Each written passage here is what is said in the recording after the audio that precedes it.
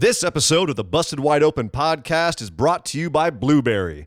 Blueberry offers the best media hosting, accurate listening stats, and their all-new PowerPress Deluxe sites, a no-setup WordPress website for your podcast with all the necessary links to share your show with the world built right in. If you currently produce a podcast and are looking for a better media host or looking to start a new one from scratch, head over to orbitaljigsaw.com/BWO and sign up for the best media hosting and a PowerPress Deluxe site to get your first month absolutely free. That's orbitaljigsaw.com/BWO, or just use the promo code BWO at checkout for your first month free. And with that said, enjoy the show. Hey, what's up, guys? This is Humberto Carrillo, and you're listening to the Busted Wide Open podcast.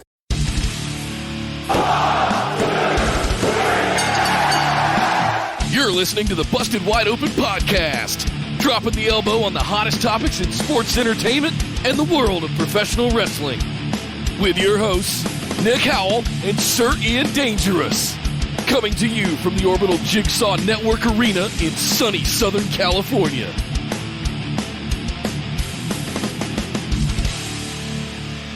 Welcome back to the Busted Wide Open podcast, but if this is your first time joining the show, I'd like to welcome you to episode number 225. My name is Nick Howell. And Big E says he wants to have a mailman gimmick, but Angel Garza is the only one consistently delivering a package. My name is Sir Ian Dangerous. Oh, and welcome to the show. That's right. We are it's a last week before Money in the Bank over at WWE, and it's a pretty straightforward show today, Nick. We're just talking about Raw, and I'm waiting for the day, Nick, to come very soon when Vince McMahon, in an attempt to be topical, has Asuka and Kairi Sane dressed in Bumblebee costumes and calling themselves the Murder Hornets. So we have a lot to discuss today. Pretty much just Raw, but there's a lot of things on Raw that were very shocking. Returns, people qualifying for Money in the Bank, lots of headbutts. It was an entertaining Raw, as entertaining as it can be without a crowd. Yeah. So many things to discuss, Nick.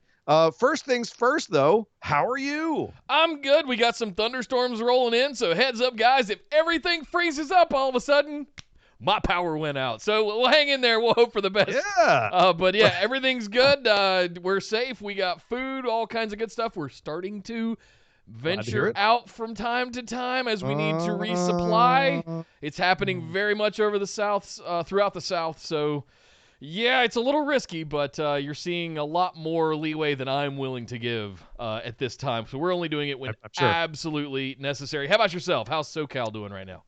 It's hot as balls here right now, but it's luckily my halfway decent AC is running 24/7, so the house stays in the 70s. So that is good for me and for the pups. So yes, staying safe, staying sane as much as is reasonably possible, and consuming lots and lots of wrestling that doesn't have an audience, which is still, I can't get over it. It's absolutely bizarre. And it's going to be a while, it seems, before we actually have crowds back. So it's not something that's going away anytime soon. Yeah. And I don't know how to comprehend that. The novelty's starting to wear off a little bit, isn't it? It's starting to get to the point where I'm really starting to notice, and it's starting to grate on me a little bit. They've done all they can with turning the hard cam 90 degrees to the other side where it's facing the ramp. They've done all the different camera angles and more close-up shots, and they're trying. I want to give them plenty of credit for trying and innovating and doing things differently, but it's still very noticeable. I like how you used to say the novelty wore off. It had about 2 weeks of novelty, and I think everyone was done with it, and now we're just like, all right, we'll put up with it in order to get through this. But Nick, we've got a show to do. Let's do a little housekeeping, and then let's get into talking about Monday Night Raw. Before I jump in, Nicholas Yates already with $1.99 in the super chat says, let's start it off early. Appreciate you guys. Thank you very much, Mr. Yates. Thank you, Nick. That's a very good first name you have there as well, sir. Not that you're partial. Come over and join us on Facebook, guys. Just search for Busted Wide Open. Like our page and send us a join request to get into the group with the rest of the phenomenal ones. You can find all kinds of good memes, fun news stories, all kinds of stuff over there in Facebook. You can also follow us on Twitter and Instagram at BWO Podcast. Find a link as soon as possible to our Discord community, either in the description here below on YouTube or pinned across our social media profiles, because that's going to be a happening place on Sunday for Money in the Bank. We will have a live chat for watch party for the pre-show, live chat for the rest of the entirety of the main show, Always a good time to be in Discord and in our live chats for all of our shows all throughout the week and for the pay-per-views. But make sure you get into the Discord. That's where a lot of the action happens when we're off air, is in Discord. I covered Twitter and Instagram, right? Yes. Okay. We stream live right here on YouTube at youtube.com/bustedwideopen every Tuesday at 8 p.m. Eastern, every Saturday at 3 p.m. Eastern, noon Pacific, as well as doing our patron mailbag episode where we do an AMA with all of our patrons where they can ask us questions, and you guys get to hear those questions as well, live streamed right here on YouTube, usually around 5 p.m. Eastern, 2 Pacific. On YouTube. Whenever we finish our main show, we jump right over to that one and do it there. But everybody is welcome to listen. Come over and subscribe to the channel. Make sure you got your notifications turned on so you get notified anytime we put up new content or go live. Some of you might have gotten a snazzy new notification tonight because Nick figured something out. So just in case you are subscribed and have those notifications turned on, you probably got a notification about, 35, 40 minutes ago that, hey, we're going live. So that's the kind of stuff we're looking for. Make sure you subscribe to the channel, youtube.com/bustedwideopen. Last but certainly not least, shout out to all of the phenomenal ones, our beautiful patrons. Thank you guys for everything that you do to keep this show afloat. Your contributions every single month mean the absolute world to us, and we thank you for all of that. If you'd like to get in on some of those exclusives, you can head over to patreon.com/BWO. Sign up for that one of those reward tiers. We got the $5 tier where you can ask those questions for the patron mailbag episodes every Saturday. You can also get access to the show notes for every single episode. Plus, at the $10 tier, you get bonus episodes on top of all of that. Oh, man. More and more stuff over there. Skype calls, produce your own segments, all kinds of stuff available over at patreon.com/BWO. But, Ian, it's time to take it home to Money in the Bank over on Monday Night Raw. Well, as you said, we are going home to Money in the Bank, and there was a slot open because poor Apollo Crews got injured last week. I wonder how far in the process that was decided that he was going to get injured, and yes, and was understandably beside himself as a result. But this week we had a gauntlet match to decide who was going to get Apollo's slot. Nick, we had a lot of predictions who was taking this final slot in Money in the Bank, and we were wrong about every single one. There was not a person in this gauntlet match that we were like, oh, yeah, they could possibly. I think Lashley, we said Lashley might do it, but it was an outside bet. Well, Lashley started off the gauntlet match. I killed a crow today outside so I could eat it on the show here. Where is it tonight? Oh, that I'm going to be eating some serious crow for this prediction because I didn't see this one coming out of just nowhere. I didn't either, and I have feelings. I have feelings about this. Yeah. So let's go through the match. It's not actually, it took up about an hour of the show, but it's not actually hard to knock out what happened. You had Lashley in the early goings murdering people. It was like Royal Rumble from this year. He took out Titus O'Neil pretty quickly. He took out Akira Tozawa pretty quickly. Shelton Benjamin. When was the last time we saw Shelton Benjamin on the show? And yet here he was given 5 minutes and looking fantastic for 5 minutes of work, by the way. Right. He looked great. I feel bad for Shelton. I miss him, number one. Number two, he's fantastic at what he does. I know. Oh. Come on. I'm going to start a please push Shelton. Right. Something. I don't know. He might end up in basketball gear being called Shorty Benjamin. Oh, no. Oh, no. Sorry, well, it is all about the Benjamin. I'm taking that back. I don't know. They didn't hear that. We can build the whole thing right now. Let's not, though. Let's actually talk about the fact that after Shelton went down, third guy to Lashley, his next opponent was Humberto Carrillo. And Humberto Carrillo basically spent about 7 minutes or so getting the stuffing kicked out of him, but not staying down. And eventually Lashley got so frustrated he put too many boots to him and got himself disqualified because apparently somewhere along the road Lashley became an idiot and got himself disqualified. And then Humberto Carrillo's, what was left of him, was there to be picked clean by Angel Garza.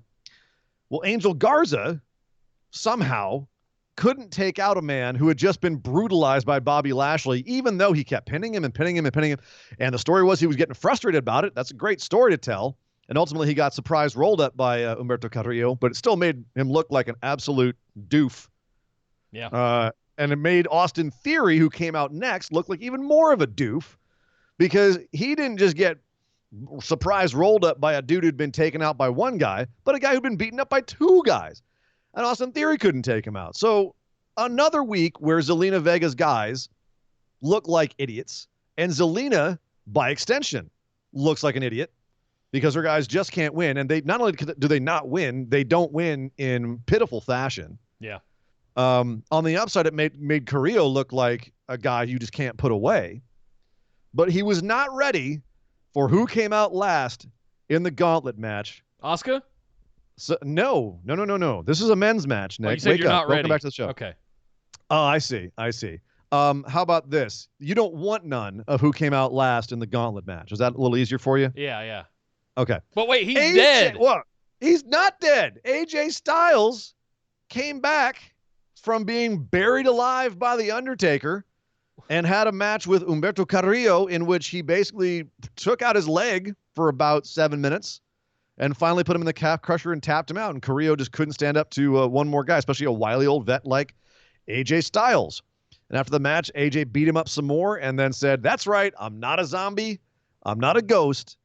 Yes, I got buried, but it doesn't matter because, hey, who cares about Undertaker? He's not here to take my spotlight. I'm coming back, and I'm going to get back on top by winning Money in the Bank." Okay. So he's undead, and Brendan Fraser brought him back because he found the Book of the Dead. I guess. I guess. Okay. We never got a satisfactory explanation for AJ coming back from being buried. He even said, "There's no rules in a boneyard match. I didn't really lose." Like, it basically, his promo here was, after the match, his promo was basically like, that boneyard match, everyone liked it, right? Didn't matter. Basically almost non-canon. Like, it basically didn't happen. I didn't get buried. I didn't lose. There were no rules. It didn't matter. And Undertaker didn't ride off into the sunset, and we're totally not doing a special called The Last Ride on Sunday after Money in the Bank. You control the horizontal and the vertical of this entire product. Right. You can do whatever you want. You could have had AJ brought back from the dead by a choir of angels and given supernatural powers, but no, you just go, that doesn't matter. You could have done anything you wanted there. You could have had a scene where, like, they were desperately trying to dig up AJ's corpse and he went to the hospital and had a heroic comeback. No. You could even have, as you said, AJ could just be like, "Yeah, I died, but I got better." You could have had something fun like nothing. It didn't matter. Don't think about it. We're moving on. Yeah. That's how they wrote this. And that's pitiful. Like, yeah, at the end of the day, not a big deal. Not a big deal, but it's pitiful. It's lazy. That's just sad. It's the laziest. The laziest. Hey, I'm behind. I got to play catch up real quick. Trevor, brand new. Welcome, Trevor Brooks, to the chat. Thank you for the super chat. $4.99 says, "My first ever donation. Love the show, guys. Oh. Keep up the amazing work." Welcome to the stream, Thank sir. you, Trevor. Glad you made it here live with us. Good to see you, Trevor. Thank you so much. Andy Jessup with $4.99 in the super chat says, "Hoping this will buy Los Ingobernables de WWE a win." I agree. Hopefully it only costs $4.99. Line Drive with a $4.99 says, "This gauntlet has me asking one question. Why is Carrillo and Lashley being kept strong? What's the end game since this cycle has been going since October?" So fair my point. suspicion is they're trying to build Lashley back up as being a contender, but they're keeping him in that area where he's inconsistent. Either Lana is distracting him or he's mentally not there. And they're pointing out that Lana is the reason why he's mentally not there. And they had an interesting segment on the show where he goes backstage and he's frustrated and Lana's right there like, "I could have been there for you. You told me not to come out, but if I'd been there, I could have helped you, being in your corner, supported you." And he's like, "Not now. I don't want to talk about it." Yeah. She seemed very sympathetic there. She didn't seem like a shrew. She didn't seem like she was being shrill or harsh or anything. She seemed like she was trying to be genuinely supportive, and he's now getting madder and madder at her. And it made me wonder if their end game on Lashley is Lashley stays heel, gets his mojo back by dumping Lana. But I wonder if they're trying to turn Lana back face and just wipe that whole stupid angle under the carpet, which is, again, why did you do it in the first place? Right. Like if you're just going to hit the reset button essentially and have to work so hard, they spend so much time and effort working to get back to zero on everyone's character over here, but yet they can't spend 5 minutes or even 2 sentences explaining how AJ Styles freaking survived the Undertaker and getting buried alive when his friends are obviously dead. Where's the OC? Right. They're dead. You could have even had a line with like, he took out my friends. You didn't have to say he killed them. He took out my friends. They're on their flight Right? back to Japan already. You control everything. If you want to write somebody out of storyline, write them out of storyline. It's a lot more entertaining than you just never acknowledging that they're not there and having us just be like, okay, why did I care? Right? That's something that we always complain about WWE is make us care. Right. One of the ways you make us care is by you obviously caring. If you don't care, we don't care by extension. So Sure. if you don't care about putting the plot pieces together, if you don't care about explaining why AJ Styles is still alive or what happened, what really happened in that match or where the OC went, if you don't care about that, then we're going to sit here and go, okay, well, I guess I'm not going to care so much. Yeah. Anyway, so Lana Lashley, I don't know. That's what I see, Nick, is it looks like they might be hitting the reset button, but it looks like they're at least doing something with them. Carrillo looking strong. That was another question I've actually got here in the notes is I mean, here we go again with the push on Carrillo. Start again. And, I think it works this time specifically because LIW needs a foil. And I think Humberto could be. I know, but they hadn't really built the stable yet around Theory, Garza, and Andrade. Right. So I think now that they have, it's kind of okay. Well, yeah, forget all that stuff we did 6 months ago. Here's Humberto Carrillo. Yeah, hey, it's brand new. You did forget everything you saw. Where's the Men in Black thing? The boop. Right. Oh God help us if Vince gets one of those. Oh boy. But that's the thing is I saw it also as now he's got beef with AJ. Right. I wonder if he has a feud with AJ. Although that hasn't really worked out in the past. If you have a feud with AJ, you tend to get buried shortly afterwards. Yep. Whether you're Cedric or Ricochet, or if you're a high flyer, you have a feud with AJ. You're looking great, and then as soon as you go on something else, okay, we're done. Yeah. But we'll get to Ricochet and Cedric. Oh, we'll get to them. Oh man. So yeah, that's to answer your question, Kyle. To answer a couple of your questions there. So yeah, that was some of the takeaways from this. Lashley's looking strong but mentally weak. Carrillo's looking like he can't get put down. Garza and Theory look like idiots, and Zelina looks like an idiot for not being able to manage them properly when they should have had this dead to rights. And AJ Styles is back with no real explanation, but he's in Money in the Bank. So Nick, we thought Jinder Mahal, maybe Lashley.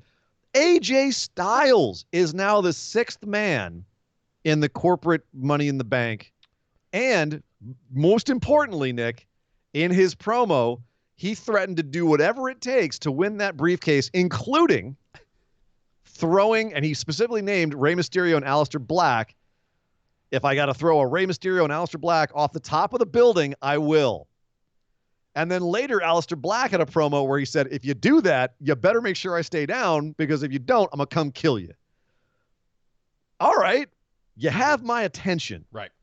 You think someone's going off this tower? God, I hope not. And if they do, it better be some stunt man with one of those like 4-story high pads that they fall into when they do that stuff. Look, for me, 2 things. One, thank you again, Trevor Brooks, for the $1.99 in the super chat. Glad to have you here, man. He says, who do you think broadcast the first live crowd? Let me come back to that one.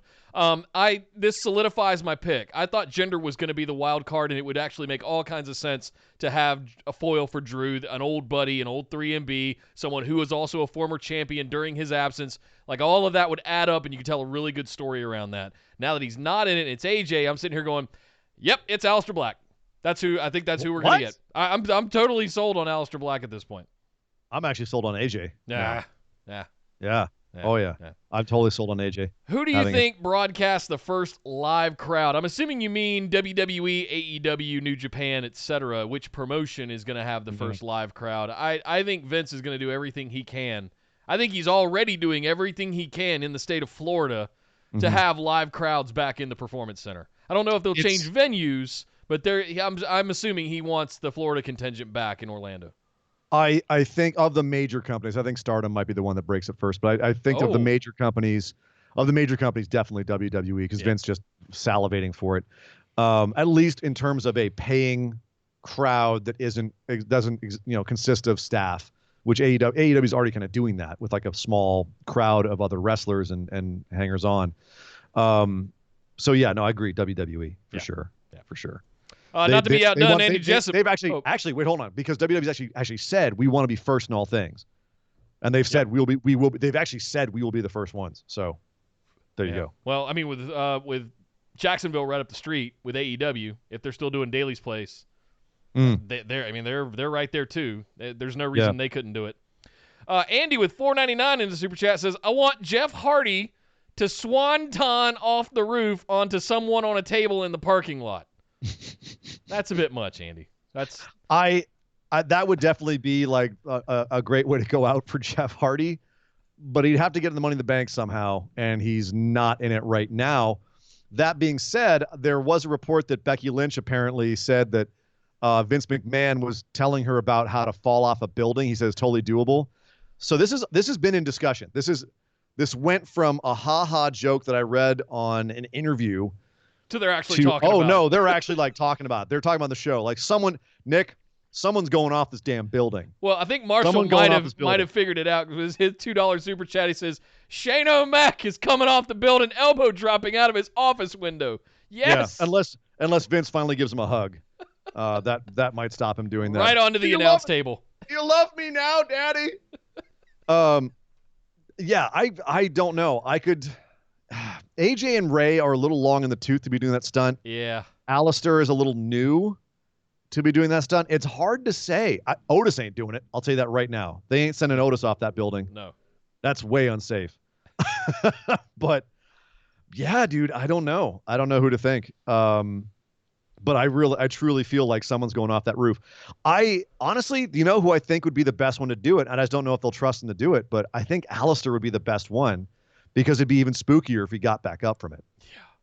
Not obviously he would fall into some they would gimmick it because the whole thing's pre-shot. So they can shoot whatever they want afterwards. Right. Like what he lands on, Yeah. But having him be dead but then come back is a very Alistair thing. God, can you imagine if Alistair would have been the one that would buried and then his thing where he rises up out like that just becomes like even more meta and just right. God. Yeah. If they could ever actually shoot that right on the main roster, that'd be great. Exactly. Yeah. So what do they do now with guys who we thought they were going to do? Like we thought Jinder. No, not going to be Jinder. Nope, guess not. So keeping him in the wings for a Drew feud later down the road, I guess. I mean, guys, there's a built-in story there. They don't need a briefcase for him, right? So all right, cool. I guess not. Speaking of, you would have been really cool with it though. Yeah, but at the same time, I think it also there's still enough people that can't stand Jinder that have been like, oh, come on, yeah, come on. Speaking of Drew McIntyre, the champ was there and being gunned for by Seth Rollins, who he has a match with on Sunday, and Seth's disciple, formerly Buddy Murphy. Seth gave another promo in ring, similar topic, but once again, dude is finding a different way to say and communicate the same thing in a wildly entertaining way. What did you think about his promo here, Nick? I've been enjoying him up to this point. This one fell a little flat for me because it was just, he's not a leader. I'm a leader. He doesn't know how to lead. I know how to lead. Leader. WWE scripting 101. Yes. It was fun. I really liked him in the black and white suit. You guys know me and my obsession with dick heels and suits. Dick heels and suits. Like last week with the contract signing when he comes out in the suit and he's looking all proper and sitting up with high posture and just, oh, God, yes, that's exactly what we needed. Now he's back in the fuzzy coat thing. I don't know. I just didn't enjoy this as much. I liked what he did after he did the promo and after the match and all of that stuff, but I just didn't like, I don't like the speech. I don't like the preach, It's a little too scripted. It says lead and leader. We're going to talk, the next thing we're going to talk about, I'll have the same exact feedback of what Nia was saying. And I'm just like, oh, it's so on the nose. Somebody in the back is very proud of writing that. See, but here's the thing is that like I said, it's the same thing. It's on the nose, but his performance elevated it for me. Sure. Where he's nothing away from Seth. His conviction is so chilling right now. It's so spooky how seriously he's taking this in his performance, right? Like the way he's performing, he's taking it seriously. Yeah. Where he's saying like to be a leader is really tough. He's like, I have all the respect for Drew. He's a great warrior. He's a fighter. He's an honorable man. Like he puts him over, and then he goes, but he doesn't have what it takes to be in this role.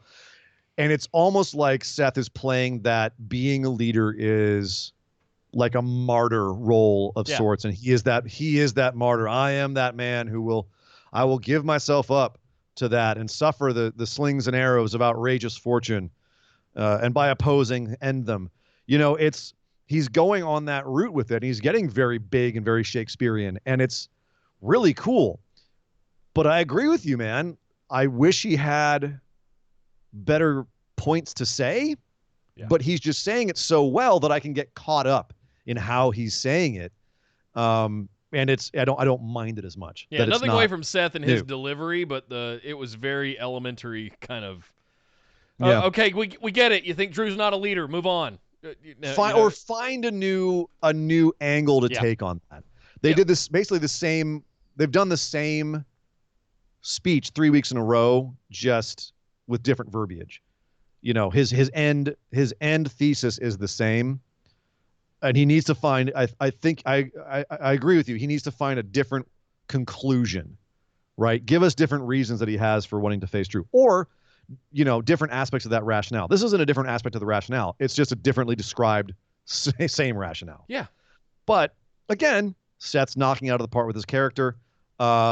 We also had Buddy Murphy say that, basically explain where he's at, where he says that, I'm trying to become better. Seth is helping teach me to be better. One day I want to be better than Seth. We don't know when that's going to be, but Seth's also ready for that moment as well.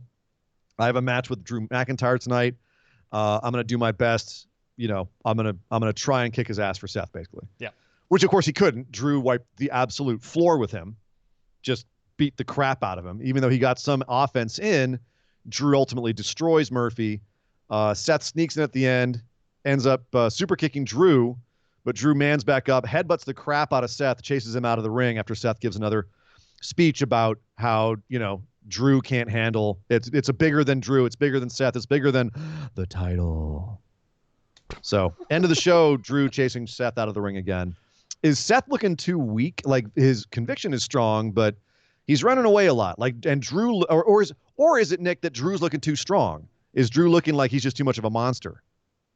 Whoa. Dog Ziggler weighs in on that one. No, I don't think he's looking too much of a monster.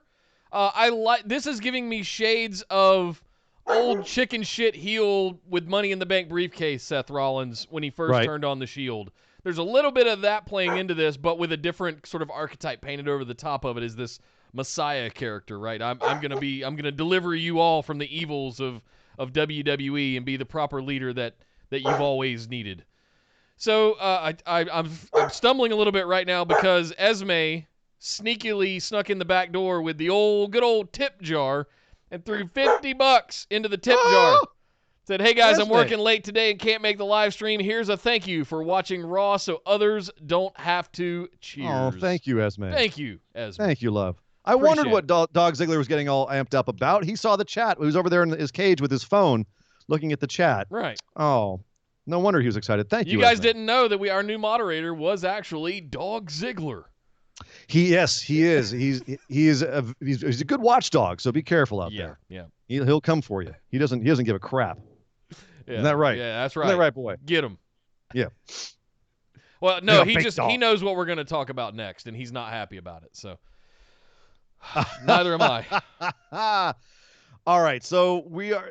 I kind of want to put a cap on Seth real quick by saying, like, he's going into this looking like he's not on Drew's level. I mean, of course, no one's on Drew's level right now in terms of how strong he looks, except for maybe Brock. But Drew beat Brock, so Seth's not on his level physically. If Seth loses on Sunday, what's the next step? Like, where does Seth go from here? He's worked himself up into a place where I can't let Drew be champ. I can't let him be the leader. Does Seth and Drew continue to SummerSlam? Should Seth win on Sunday? Like, this is a weird place to be in because I don't know. It's how I do you not have think Seth should win on Sunday. I'll be clear about that. I do not think Drew should drop the belt, nor do I think Seth should win. I think he needs to go 1 or 2 levels lower, if that makes sense, in the sense of he needs to go darker and darker into this character. And do you think like some sort of schmoz finish where Seth I'm looks thinking strong, it's not going to be a retains? clean finish, or somehow Drew's barely going to pull off the victory. Buddy's going to get involved. Murphy's going to get involved somehow for the distraction, maybe sneak in something. But, yeah, I think somehow Drew does pull off the victory, but it's not going to be a clean win. And we're going to see Seth start to shrink or to sink lower, darker, and darker into this Messiah character. Maybe it explodes at SummerSlam. I don't know, but yeah. I just think that it's going to be too easy to have a uninspired finish to this on Sunday. Do you know what I mean? Like it's possible to make this exciting, to have an interesting, intriguing finish to this. I worry that they're going to go for the lowest common denominator and just have Buddy Murphy interferes because Seth's getting beaten down and causes a DQ and Drew retains. You know what I mean? Like, just, okay, great. I'd like to see something interesting here. I don't know if we'll get it, but, you know, there's that possibility. Seth, they're all doing great work. I'm liking this feud. It does need to shift into a higher gear. It needs a little oomph. It needs a little oomph, and just a straight-up schmoz finish is not going to do that. Yeah. Speaking of some oomph, we opened Raw this week with the VIP lounge. Again. With MVP. Well, yeah, it's WWE loves having its fake talk shows, and who better than MVP? Oh, wait, that was Canyon. So this week we had the 3 women from the Raw side for the Money in the Bank contest: Nia Jax, Shayna Baszler, and Asuka. Asuka having an awesome entrance, dancing around as always. Shayna coming out looking terrifying as always. Nia Jax, well, it's Nia Jax. She's going to dominate because she dominates, and she's going to dominate everyone, and she's going to be a dominator because she's the dominator that's going to dominate it and dominate Money in the Bank. It's the same thing I just said about Seth with the leadership thing. Just come on. And it's even worse because it said, I'm gonna dominate. Yeah, you're gonna get dominated because I'm the dominator. So I'm sensing that you weren't a fan of Nia's promo, which, by the way, she delivered from an IKEA end table that was between the 2 couches in the VIP. And she was squished up. You had Asuka on one couch. Shayna doesn't want to sit next to her, so she's on the other couch. Nia comes in and is like, well, I got that chick on that couch. I got that chick on that couch. I'll just sit here on the end table in the middle in the most awkward position ever. And she delivers her promo from there. It was very odd and visually hilarious. And I don't think they meant for it to be. But luckily they got Nia's dominator speech out of the way really quickly, and then she plops down on that end table, and it's the Asuka show all of a sudden. And then I went, okay, I'm happy now. Yes, okay. Fine. And that was fun because, of course, Asuka's rattling off stuff in Japanese and, throwing enough English in there so you know what she's talking about. You know who she's insulting. She's talking about, how Nia called her big booty and told her that she's going to get her for what she did to Kyrie. Was that just English for trying to say bully? I think she was meant to say bully. But somehow it came out as big booty. I don't know. Maybe. I just watched it. To me, it sounded like booty. You might be right. It might be bully. Either way, brilliant. Yeah. Shayna Baszler on the other side. I had to rewind it because I was crying laughing so hard when that came out. Oh, so great. Shayna on the other side's quoting Latin, basically saying, I let my actions speak for me, gets up, and as Asuka continues to run her mouth, Shayna just sits there and mimics that, going, yeah, blah, blah, blah, run your mouth. They get face-to-face in the middle and slowly kind of turn and look at Nia, and Nia's sitting there going, oh, shit. I didn't see that coming. I thought they were going to get each other.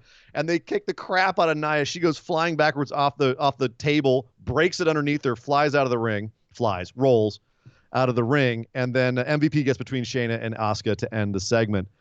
Not gonna lie, after last week where Nia stood tall, I thought they needed something to make Shayna and Asuka look better. This was it. Like now we've had Shayna and Asuka stand tall. We've had Nia stand tall. Okay.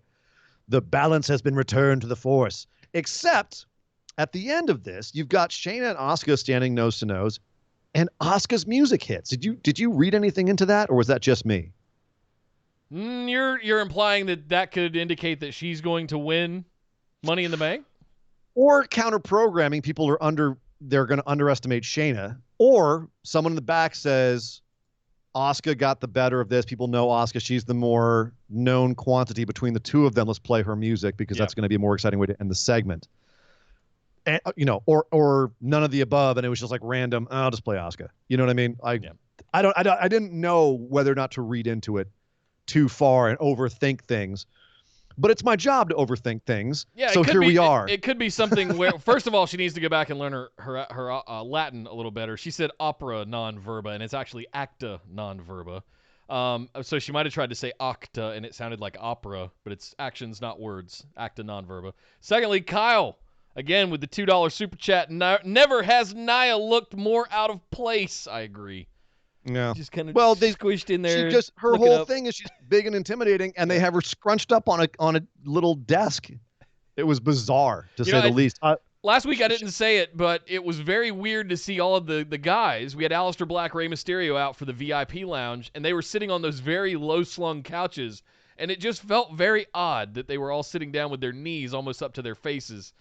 And we got to see that again this week, this time with Nia sitting on a IKEA end table. So, yeah. That was very weird. I do like the Jay in the chat. Thank you for pointing this out. Give a little translation to Asuka, who was in there screaming at Shayna. You come in here acting all tough, acting like everything is easy peasy, easy peasy. This time I'm going to hurt you, bitch. Wow. Yep. And, of course, saying it in this kind of like angry Yakuza style accent, her Osaka accent. Good stuff. Asuka, we do not deserve Asuka. Mwah. It's fantastic. You've got an all black in the chat, Ian. Right. I think giving you a shout out here. Oh, we were shouting out for New Zealand, baby. Oh, right. I missed that part. Right there, man. Koru, come on. Nice. So are these women the three favorites? I mean, the other side of things, we got Dana Brooke, Lacey Evans, and Carmella. Of those three, Lacey's the only one I could see winning it. Yep. But I could see any of these three winning it. I think it's going to be Lacey because I think Nia, Shayna, and Asuka are going to be preoccupied with each other and take each other out. And I don't see Carmella. And I think it's going to be one of those sort of underdogs that are going to get this opportunity. Lacey makes way too much sense right now to not have that. But she also has a path to the title on SmackDown as well. So I don't know if she necessarily needs it. But they've moved on. I don't know. They're doing the Tamina thing now. Yes, she's still somewhat allied with her, but it feels... Tamina. The Tamina thing ends on Sunday, man. Okay. Let's be Fingers clear. crossed. Well, you know what thing is probably going to end Wednesday? Charlotte Flair and Io Shirai, because they have a match on NXT this week, and Charlotte came out to talk about how she's facing Io Shirai and how great it was that when Io came to the company, Io said that her dream match was going to be with Charlotte Flair. And Charlotte was like, oh, I get to make one of your dreams come true. Isn't that awesome? What am I still doing here on Raw when I'm NXT champion? Who knows? I'm Charlotte Flair. I go where I want. And gosh, aren't I shiny this week? She was very shiny. Yeah. Very shiny. Very golden. And whatever that rainbow thing was that they plastic. Anyway. So here's Charlotte talking about her match on Wednesday. And I was bracing for something creative like, I don't know, person she's facing on Wednesday to come out and confront her. Io Shirai to actually get some sort of look on Raw so people are excited to go watch NXT. Oh, there's the chick on NXT she's facing. How exciting. I'll go watch NXT. But no! Liv Morgan comes out to... Nick, maybe you can explain this to me. Because she came out and I'm going to try to paraphrase, but essentially she said, do you know who I am? And Charlotte said, let me think. And Liv goes, don't think that it matters to me if I matter to you when I'm trying to figure out who I am. In the middle of figuring out who I am, you're trying to figure out who I am. What? What? Huh? My head just exploded. My head exploded when she was talking. Like, what is your gimmick and why are you, why do you hurt my head? Are you a lesbian lover of Lana? Are you a dominatrix? Are you the Black Cat? Are you a raver who's trying to figure out what the world is after taking too much drugs? Like, what exactly is Liv Morgan's deal right now? MDMA is her deal, I believe. Aside from the fact that she gave Charlotte a run for her money in this match. She did. It was competitive. It reminded me of the match that Liv had with Asuka a few weeks ago, where she gave Asuka a run, and at the end, Asuka was like, all right, Liv's got something there. Charlotte put Liv over after this match. She on Twitter, she said, hey, Liv, you're going to be something someday when you figure your ish out. Is that the story here? Is that Liv doesn't know what she's going to be, but she has all the potential in the world? And if that's the story, when do they pull the trigger on that? Oh, we're a long ways off. Well, but they can't take too long. Well, I mean, I'm gonna call out a super chat real quick because it's relevant. Is where my line of thinking was going as well. Kyle again with the $5 in the super chat. Thank you, sir. Great showing for Liv. Do you feel this might be her Cena Kurt Angle moment, or at least trying to make that with that weird promo? I'm not going to compare apples to oranges, Kyle, but I see what you're getting at there. Do I think Liv 2 years from now could be a main eventer? Potentially. If they keep this going, potentially. But no, this isn't going to happen anytime soon. Charlotte's about to go on a reign like we've never seen in a long, long, long time. And it's just going to stay. That's my thoughts on it. So I love the fact that all of these ladies, NXT and main roster, are getting some shine off of this. Whoever ultimately 12 months from now takes that title back off of Charlotte Flair is going to get the biggest rub maybe in history from the women's division. Here's the thing. Let's try to make this as similar a comparison as possible to John Cena, Kurt Angle. Okay. Let's say Liv comes out, and let's say in 10 years, Liv is to the women's division what John Cena was to the men's division. When they go back and they show that ruthless aggression clip of him getting in Kurt's face, this doesn't have anything that they're going to come back and take a clip from in terms of how in terms of her promo here. There was nothing memorable about her promo here that they're going to come back and be like, that was the moment that Liv Morgan really showed up. It's not going to happen. This wasn't that. The match itself, they might refer back to. They might refer back to the fact that she gave Asuka a run for her money, that she gave Charlotte a run for her money, that she's almost there. But remember what John Cena had to do to actually get over after ruthless aggression, after that moment. He had to go back and reinvent himself. And Liv is already saying, hey, I just came back from reinventing myself. I need to reinvent myself. What? Like, that was your whole gimmick, was that you reinvented yourself. And why are you still reinventing? After losing to Charlotte Flair. Right. Came back and lost to Charlotte Flair. Right. Oh, wait, no, after a lesbian love angle with Lana. Like a 3-week lesbian love angle. Which they dropped like a hot potato. Andy with $5 in the super chat said the same thing. Liv lost to Charlotte, so went away to reinvent herself and came back and lost to her again. Yes, but before she got murdered by Charlotte. Yeah. This time she gave her a run for her money. I would love to believe there's a long-term strategy here. I just have watched too much WWE to actually believe that's the actual case. Yeah. Unfortunately. Finishing move has a name now, Oblivion. The Oblivion. For anybody also a good movie. Rated World of Warcraft during Wrath of the Lich King. Oblivion! Yeah. Right. Or a decent movie with Tom Cruise. Either way. I love that movie. Soundtrack's fantastic. Or one of the best Elder Scrolls games. Nice. Heyo. So, yeah, I thought it was a missed opportunity that they didn't have EO show up, to be honest with you. Yeah. I was thinking that, too. At the end of the match, Liv gave her a run for her money, have EO sneak in and get one over on Charlotte. I think that would have been fantastic. Dude, it's a non-title match. Have a screwy finish where Charlotte almost lose. You could even have it be an almost loss. Maybe they were trying to make Liv look strong here, so they didn't want to have that finish. Have her pin Charlotte because EO interferes. I don't know. I know that run-ins are a dime a dozen these days, but we're building for a damn match on Wednesday. No shit. It's a go-home show. Seriously. Like come on. Give EO something here. They're making EO look like not a big deal. Charlotte's brushing her off already. So, yeah, it's again, if you're going to have Charlotte run through all your talent, don't have her bury them on the way. Have them look at least somewhat good. Not like Mia Yim last week, who's back in good hand land. Nick, we're looking at the tag team division here real quick. The dark, desolate wasteland that is the Monday Night Raw tag division. Went downhill real quick, Raiders, didn't it? I was really high on it there for a minute, but Viking Raiders, Street Profits had a good match. Let's call a spade. It was an entertaining match. And the Raiders did pick up the win. Viking experience on the Profits after the Profits. They hit their finisher. Montez Ford hit the splash. Yeah, but then Eric saved it. Yeah. And then we had the Viking experience 1, 2, 3 non-title match, which was not made clear last week. I thought it was for the titles. They declined to make that clear. We just assumed it was for the titles. It was not. But the Viking Raiders now, by winning here, I would imagine have made themselves more contenders, or however it works in the WWE.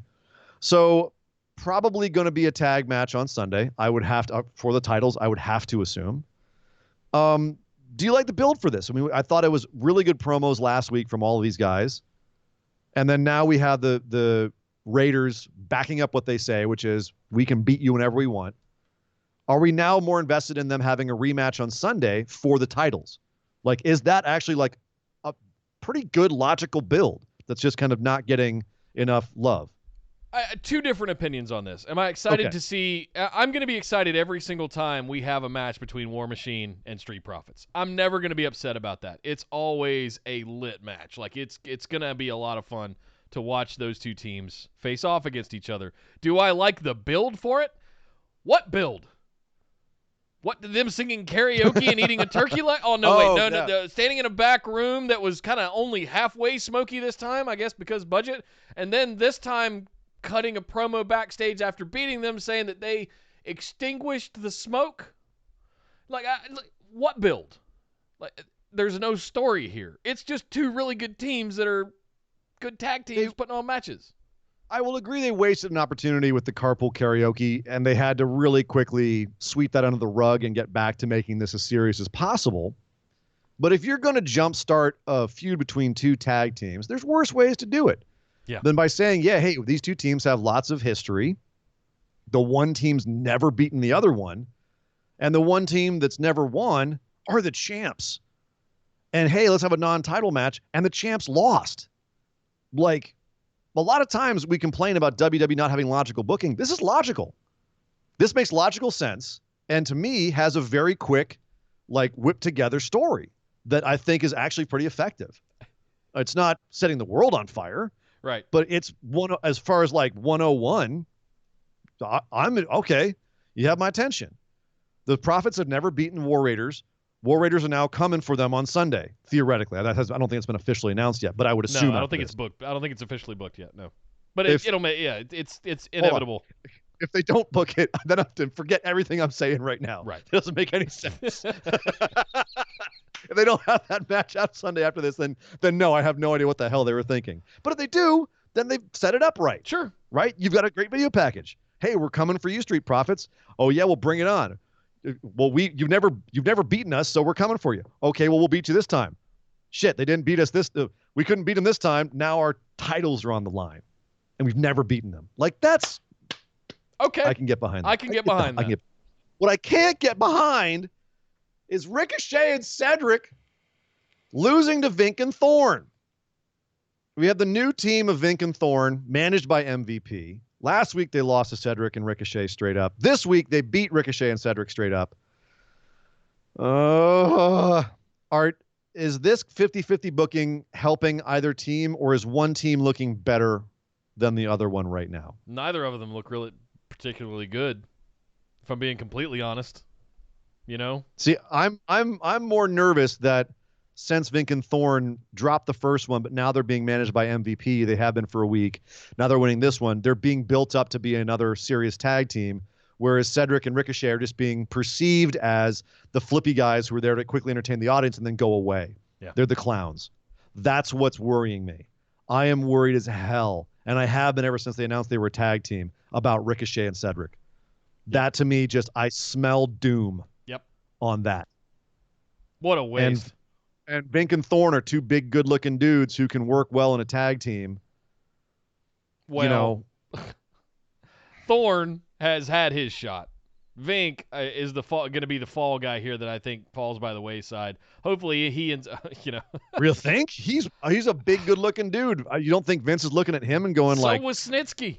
Shawn Michaels? How many big dudes that were like that? How many big dudes like that did we put that kind of stamp on?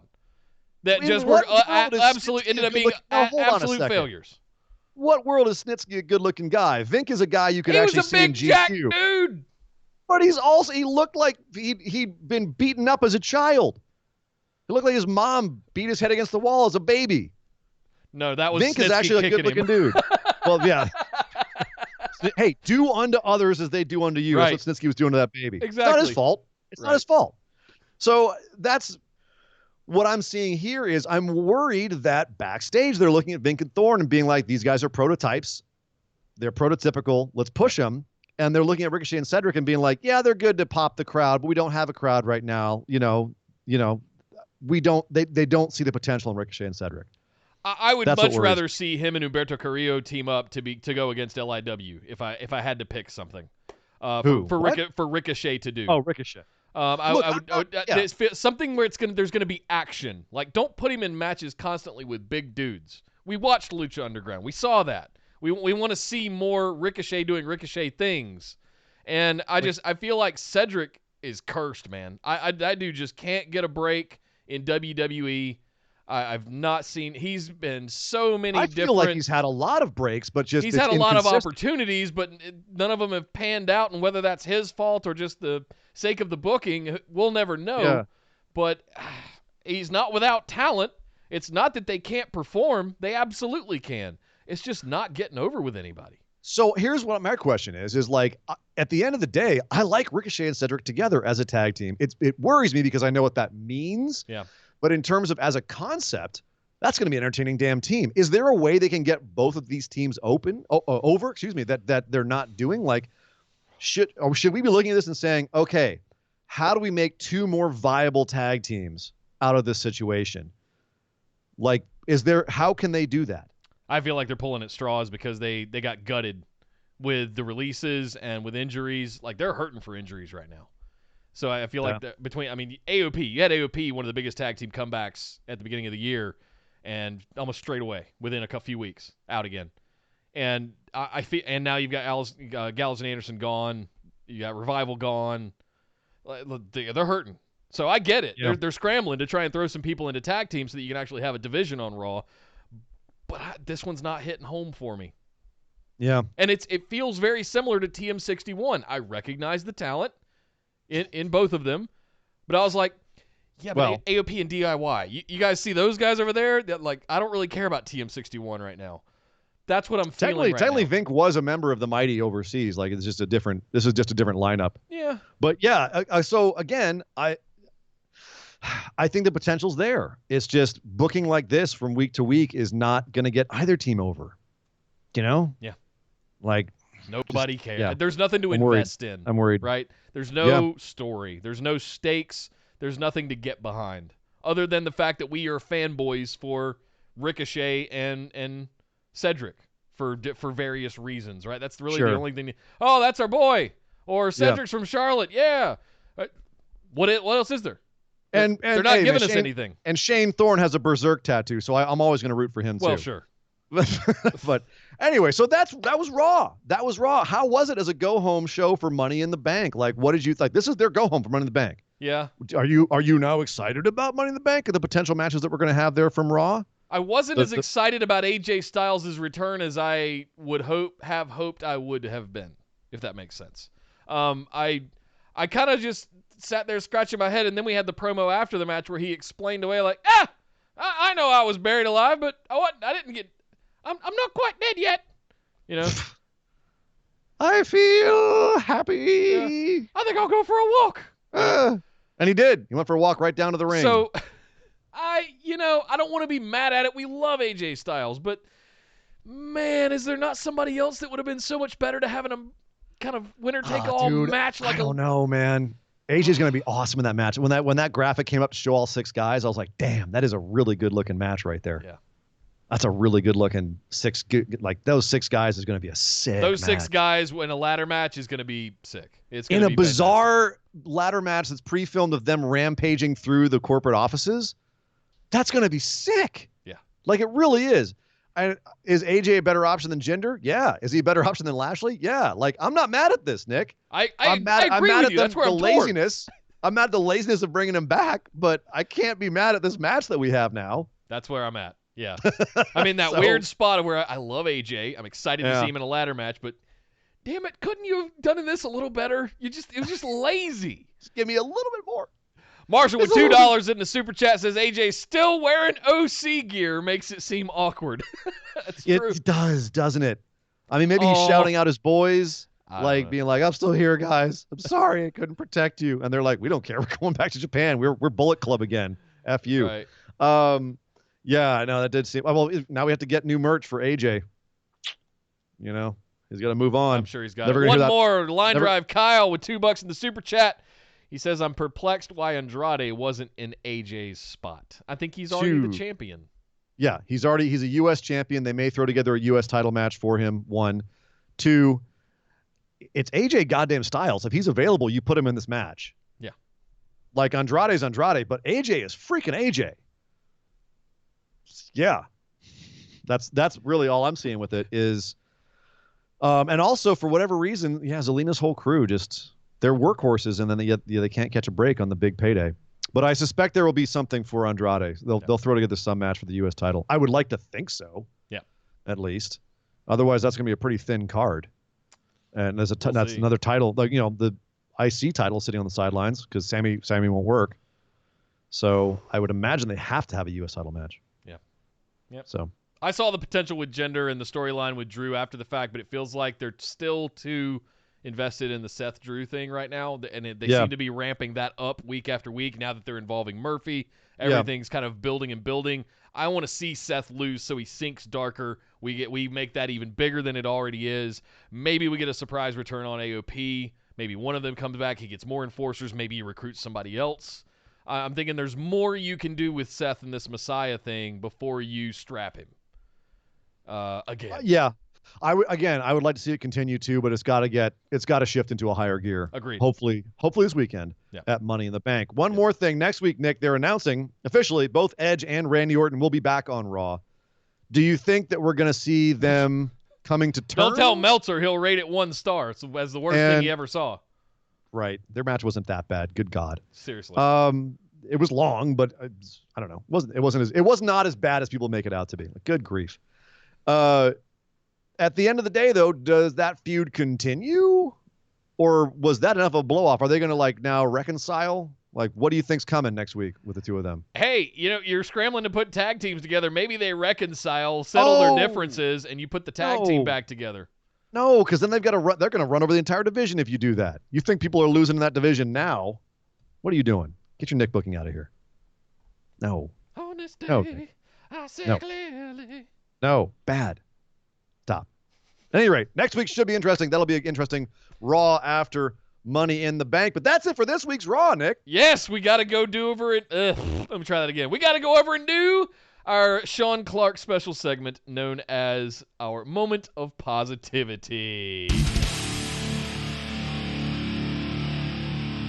Mop, mop, mop, mop, mop, mop, mop, mop, mop, mop, mop, mop, mop, mop, mop. That's the mop. The moment of positivity. That's right. It's that moment where we talk about the thing that happened since the last show that we had that gave us the butterflies in our tummies, the smiles on our faces, that was a positive moment in the last few days. Nick, what was your moment of positivity from Monday Night Raw or just in wrestling in general for the last few days? I mean, I'm struggling. What? I'm struggling. Can't struggle. I mean, Nia being called a big booty and sitting on that little end table made me laugh. I hate to do it in spite of someone else, but I'll make an exception because it was Nia Jax. Yeah, Asuka's slip there was fantastic, and then the camera just cut straight to her, zoomed in, just sitting hunched over on that little table.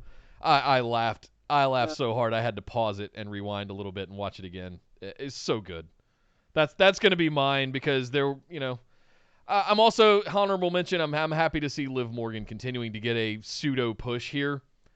Genuinely, I have all the high hopes in the world. I have since she came out with Riot Squad. Never really got a singles opportunity there, and I'm really excited to see her potentially get an opportunity and come out and face Charlotte again. Even in defeat, she looked really strong, and I think that's foreshadowing of what's to come in the future. So, Liv Morgan's probably my moment of positivity.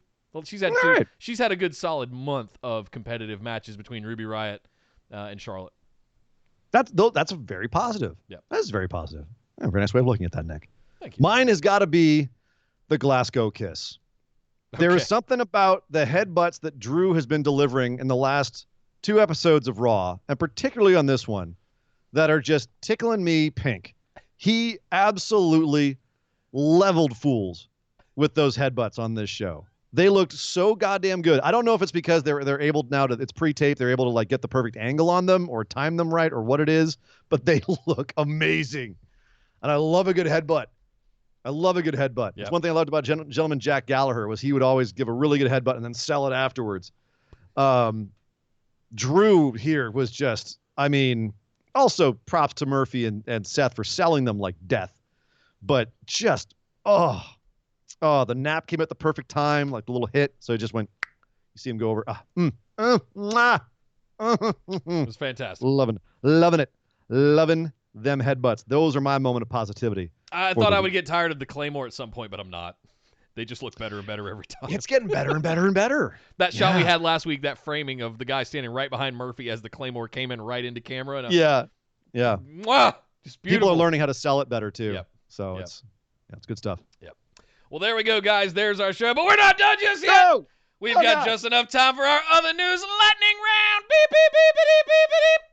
So this week it's official. Raw has hit the lowest ratings of all time, 1.69 with a 0.46 in the 18 to 49 demo.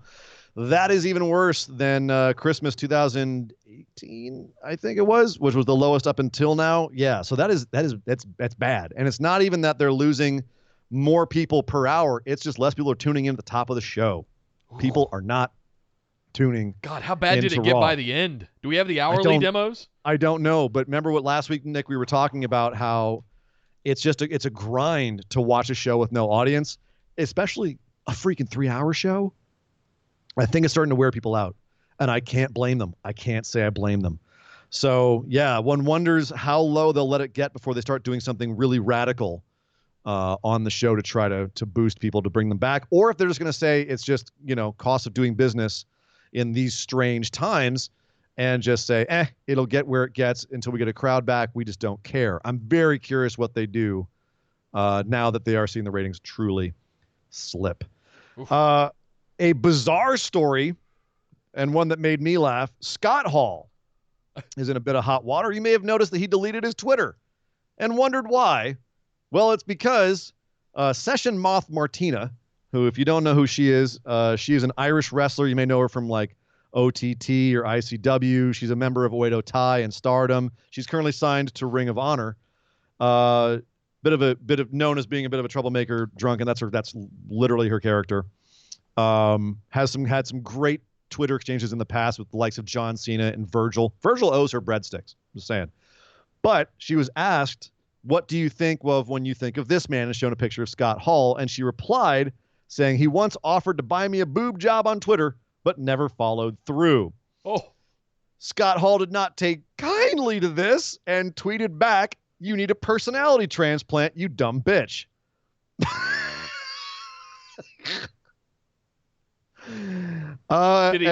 Did he flick a match at her? I don't know, but the bad guy came out. She Second night to the bad freaking guy. Delete my Twitter. Looking at the bad guy, I'm out. Yeah. She tweeted back at him, ha ha ha, ouchie, mama, #fancies Martina. And then Martina, when Scott then deleted his Twitter, she finished it by saying, never a boring night on the old Twitter box, eh? Everybody #fancies Martina. Absolutely amazing. So, yeah, if you don't see Scott Hall on Twitter anytime soon, it's because he got worked by Martina. Oh, that was good. Not so good. Not so much fun, however. Injury reports. Kevin Owens apparently messed up his ankle somehow at WrestleMania. He did come off of the sign onto a desk. I don't know how he did that. Right. Apparently, he was fine that night. It was a little sore, but the next day it swelled up really big. He's going to be out for another couple of weeks. So that's what's up with Kevin Owens, why we haven't really seen him since. Also injured with a much worse prognosis, Jimmy Uso can't catch a break, either from himself or from just bad luck. He was out for however long last year because of his DUI. Now he's out again 6 to 9 months with a busted knee. Damn. So if you were wondering where the Usos were recently on SmackDown, we were, that's where they are. That's Jimmy is out. Excellent news for the Forgotten Sons. Oh, God. How dare you? Ew. Yes. I feel dirty with you saying that. AEW Dark on right now, just before now, tonight. It's on today. If you haven't watched it, if you want to watch it, here are the matches. Ryan Piles, who, as far as I can tell, is an enhancement guy, versus 10. If you don't know who number 10 is, number 10 is the newest acquisition of the Dark Order. I would say tune in just to see this guy. He's currently married to Nick's ex-flame, Anna Jay. And as a result, Nick will probably never like the guy. But he is, I think, going to be something that puts the Dark Order back on the map. He's an absolute house. So that should be really fun. Also, Sean Dean versus Sammy Guevara and Kip Sabian versus Colt Cabana. Boom, boom. Speaking of AEW, Jeff Cobb was interviewed about that AEW match he had with Jon Moxley earlier this year. He said that he was not signing with anybody right now, whether it's New Japan, Ring of Honor, or AEW, because there's pros and cons with being exclusive and being non-exclusive. He was loving Ring of Honor at the beginning of this year when his contract ran out, but he's happy being someone who's all over right now. He was hoping that that match was going to be something that, you know, they were saying he's a guy from Ring of Honor when he was in AEW. So he was hoping it would bring eyes to Ring of Honor, and the people that knew from Ring of Honor would follow him to AEW. He was hoping it would be a cross-promotional thing for everyone watching the show. But he also says at some point he will settle down. But right now he's enjoying being non-exclusive. Mercenary. Yes. Dark Side of the Ring is ongoing, and producers Evan Husney and Jason Eisner wanted to get Kevin Sullivan's opinion and an interview with him on the Benoit episode. The reason they didn't was because once they asked him about it, and they wouldn't say exactly what it was, but they said that there was some complicated stuff going on between Kevin Sullivan and his family and the family of Nancy Benoit, and that it was beyond a simple yes or no. And ultimately, it was too complicated to have him on the show, and that was why they couldn't do it. But they did reach out to him and had a discussion with him, and ultimately decided to move on without him, which is too bad, seeing as they pretty much openly accused him of beating the crap out of Nancy in the actual episode. So it would have been nice to at least get some sort of reaction to that, at least Maybe a potential libel lawsuit incoming for Vice. I don't know. I'm sure he wants to go on and defend himself, but if they're going out there saying, basically, not in so many words, but accusing him of being a batterer on the show, which they did. Right. They led you to believe that he was the one battering Nancy. Right. And thankfully, and they said that they didn't want to do it. Thankfully, they didn't get into some of the conspiracy theories out there that Kevin Sullivan actually orchestrated the whole thing and that Benoit didn't really kill his family. It was all Kevin Sullivan and some of that nutty crap that's out there. They said they were thinking about touching on it and saying that it exists, but it would have been too difficult to discuss it with Benoit's son and the rest of Nancy's family. It was just been too sensitive, and they didn't want to get into that because it was just, it's a little too much. While we're on darker stuff, I know I've mentioned this before on the show, but it's official now. Ted DiBiase has been named in Mississippi Department of Human Services audits findings. There's a $90 million of welfare grants and other funds that apparently went wherever they went. They were just being spent all over the place by the Department of Health and Human Services in Mississippi. And a few $1 million, Department of Human Services, excuse me. A few million dollars of that went to Ted DiBiase and his foundation, his Heart of Ministries, received $2 million after his son Brett began working for the state. So he's not the only one. Brett Favre is also getting caught up in this. But yeah, it's Ted Sr., $1 million man, Ted Sr., apparently still getting his $1 million from scurrilous sources. And both his son Ted Jr. and Brett are all getting caught up in this. And it has yet to be found what their culpability is, but they are being named in this. But yeah, $98 million went not to poor people. Right. And apparently the stuff it went to for Ted DiBiase's ministries was like they were giving them tons of money for travel that totally didn't cost that much, stuff that they didn't have an explanation for where it went. You know, they were being given it to then give to the poor, and then apparently it just was never done. So yeah, nothing has been officially filed in terms of criminal suits against Ted DiBiase and his sons, but they are wrapped up in this. So we're gonna keep an eye on that and find out exactly what, if any, culpability they have in the misappropriation of these funds. Yikes! Wow. If you don't currently have a face mask, or if you do and want a snazzier one, WWE is now selling face masks. Of course they are. Of course they are. Except, Nick, and my initial reaction to this was freaking capitalism. But all proceeds will be going to AmeriCares, which is a foundation, a charity that provides medical supplies to healthcare workers. Oh, so okay.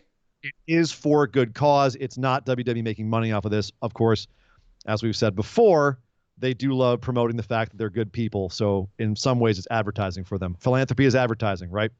So looking at them right now, they look pretty nice. There's a Fiend one, a Triple H, a Ric Flair, NWO. One, yeah. The Fiend one looks awesome. It's just his mouth. Yes. $12.99. That's not bad. Nope. That's not bad at all. And yeah, as you said, some of them are too sweet. They've got the Ali one. Nice. Mm-hmm. Yeah, they got the Ali one. We haven't seen Ali in months and months, but they'll make a mask of his stuff because that's cool. Yeah. And as you said, Nick, finally, as you said, Undertaker Last Ride, which is a documentary about the dead man. It's a 5-parter. It's a 5-parter limited series. The first episode is premiering this Sunday after Money in the Bank. I tried to find out when the other ones are airing. I believe it's weekly after that, but it is a 5-part series all about Taker. And it starts this Sunday after Money in the Bank, which, of course, you and I will be there for, Nick. We'll be here on Discord talking about Money in the Bank, having a nice little live chat. Perhaps we will keep that chat going and talk about that episode of Last Ride. But, Nick, that is the news. Well, thank you for Surrey and Dangerous. Last couple of Super Chats I want to call out here. Marshall with $2 in the Super Chat says the ratings appear to be social distancing. Well put. Ooh. Well put. And Trevor once again says, I'm out of here. Great show. Enjoy half a shot on me. Thank you very much, Trevor. Hope you enjoyed the first live experience. I'll enjoy the whole shot on you, brother. Thank you, Trevor. Thank you for hanging out, man. Hope you had fun. I hope you guys all had fun over in our chat here on YouTube, which, of course, we are on for every single one of our shows. So find us on YouTube, youtube.com/BWO. And go ahead and click the, you know how it works. Click the little bell. The thing you do that thing. Subscribe so that you know when we go on, you can join us and hop in the chat and hang out with us and all the other phenomenal ones over there. It is a lot of fun. Yes, it is. And also come over and join us in Facebook. Guys, you can search for Busted Wide Open, like our page, and send us a join request to get right into the group with everyone else. Fun memes, cool news stories, really positive atmosphere, not like your typical wrestling group on Facebook. Come and join us. We're very, very proud of that. I'd also like to welcome to the moderator crew, and I want to thank them for stepping up, Mr. Andy Jessup and Mr. Lyle Frayling. We have officially been deputized. Hat tip to the sheriff. Sheriff McDonald has 2 new deputies in the Facebook discussion group. So I wanted to give them a shout out, thank them for being willing to step up and help out with the group. Thank you, guys. Recruiting is actually closed at this time, but we'll let you guys know when the sheriff is in need of additional headcount and resources.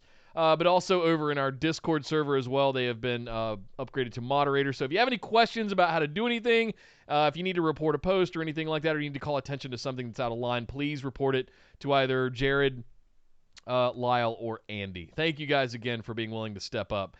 You can also follow us over on Twitter and Instagram at BWO Podcast. As Ian said, streaming live right here at youtube.com/bustedwideopen every Tuesday at 8 p.m. Eastern, every Saturday at 3 p.m. Eastern. Make sure you subscribe to hit all them buttons.